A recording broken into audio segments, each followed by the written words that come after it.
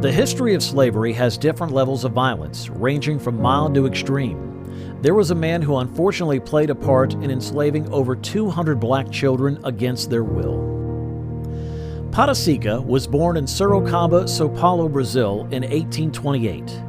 Joaquim José de Oliveira, a wealthy landowner, kidnapped and enslaved him. He was a field hand and a breeding slave, which meant he was compelled to have sexual contact with other slave women in order to increase the population of slaves. Incredible in stature at over 7 feet tall, Patacika was a sight to behold. His bravery, wit, and personality earned him widespread acclaim. He also possessed a high regard for fairness and honor. He frequently defied his captors and made numerous escape attempts. He also assisted other slaves in escaping and joining the communities known as quilombos. Why are people in the United States interested in getting to know him? What was it about Patacika that set him apart and made him famous for his strength? What kinds of difficulties and tests did Patacika have to endure throughout the course of his existence as a slave? Let's start talking about his adventure so we can learn more about the incredible life of Patacika. The word Patacika literally translates to dry foot in Portuguese. The history of this name is murky, with various proposed reasons. Some have hypothesized that it was due to his feet's chronic dryness. Some believe it's because he was able to go barefoot on the scorching ground without any discomfort. There's also the theory that he was able to elude his captors because he didn't leave any clues behind. How many children Patacika had? Patacika's propensity for bearing offspring was extraordinary. His relatives claim that he fathered 249 children by various women. Most of them were born to slaves that their masters had assigned to them. Some of his children are the products of relationships with or payments from free women. The descendant of Patacika. Patacika wanted to keep his kids safe from slavery because he loved them. He educated them in literacy, martial arts, and self-defense.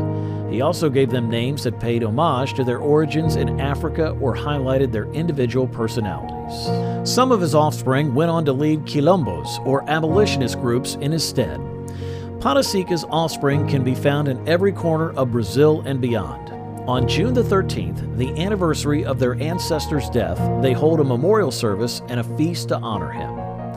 Patacika's wife. Slave patriot Patacika rose up in colonial Brazil to fight against the brutality of plantation owners. Slaves who had escaped to a quilombo in the state of Pernambuco rose up under his leadership. Palmira, his wife, was a brave and strong lady who battled alongside him in their quest for independence. She was also a healer at the quilombo, helping the ill and injured by using herbs with healing properties. Palmira was Patacika's trusted friend and always stood by his side. They banded together and successfully repelled colonial incursions. So how did Patacika pass away? At the age of 130, Patacika passed away on June the 13th of 1958. In Santa Eudoxia, São Carlos, São Paulo, Brazil, he passed away quietly while lying in bed. He was surrounded by loved ones who sang to him and prayed for him. Patacika witnessed numerous historical occurrences and alterations in Brazil. In addition to the Declaration of the Republic in 1889 and the abolition of slavery in 1888, he also saw the ascent and fall of a number of presidents and dictators, 2 world wars, and a number of social movements. Born into slavery in Sorocaba, Patacika was sold to the Viscount of Cunha Bueno, who renamed him Roque José Florencio and gave him a place in Brazilian folklore. He was over 7 feet tall and well over 300 pounds, making him a big and powerful man.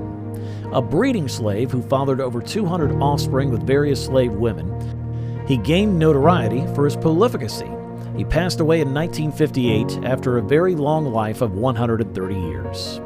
Because he was so removed from his home as a child and forced to work on a sugarcane plantation in São Carlos, nothing is known about Patacika's family. He had no idea of their identities or whereabouts, and he lost track of them. He remembered his father as a strong and courageous man, and his mother's face and voice only dimly. He had no idea if either of his siblings were still alive or how many of them there were. Members of Patacika's family. Patacika's life was fraught with difficulty and anguish, but also with fortitude and determination in the face of adversity. He suffered through the horrors of slavery, but he ultimately won his freedom. He lived through the horrors of the slave trade, but also freed countless more. He suffered under his master's exploitation, but ultimately rose to become a legendary figure and revered leader. He was a hero to his people while being a victim of the system. What did the pata seca stand for? There's more to pata seca than meets the eye. It represents a man who, despite being a slave and subject to oppression, managed to live a magnificent life. It's a symbol of a people that fought back against slavery and won their independence and respect. The story of pata seca has been told for many years as an inspiration for bravery and determination. There have been several interpretations of his story in literature, art, music, and activism. The original meaning of pata seca is connected to his legacy as well. Hundreds of his offspring continued his lineage and embodied his legacy. The legacy of hope and justice he left behind is being felt today. Some interesting facts about pata seca. Slave Roque José Florencio was known as pata seca during his time in Brazil in the late 19th and early 20th century. He was given his first and last names by the Viscount of Cunha Bueno after he was brought to his property from Sorocaba, a city in the state of São Paulo. Seca stood at an incredible height and with incredible muscle. He stood at approximately 7 feet tall and tipped the scales at around 330 pounds. In addition to his other nickname, breeding slave, he fathered over 200 children by various slave women. His masters bred him with other slaves to increase their labor force on the plantations. His family and neighbors in the Santa Eudoxia neighborhood of São Carlos attest to his long lifespan, which lasted 130 years. In 1888, Seca saw slavery abolished in Brazil, and he was subsequently granted his freedom.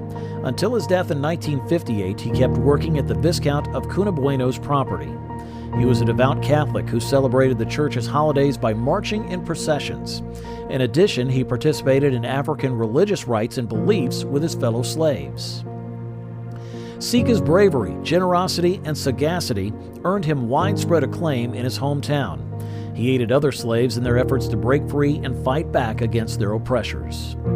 Even after his death, Pata's name continued to be spoken with reverence.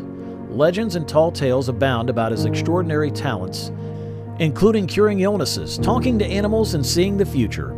Several artists and authors paid tribute to him by depicting his life and legacy in works of visual art, literature, and music. The Brazilian government officially acknowledged Pata as a cultural icon and historical figure associated with Black liberation. There are now streets, a school, and a monument all bearing his name. A document on Pata Seca, the breeding slave, premiered in 2020 and went on to win multiple awards at film festivals across the world. Numerous Brazilian politicians, musicians, athletes, and activists may trace their ancestry back to Pata Seca. Some of his offspring have yet to discover their family history. Have you been moved by this story of Pata Seca's life? Leave your thoughts in the comment box down below. We'll be right back with more. Don't forget to hit the like button and subscribe to our channel.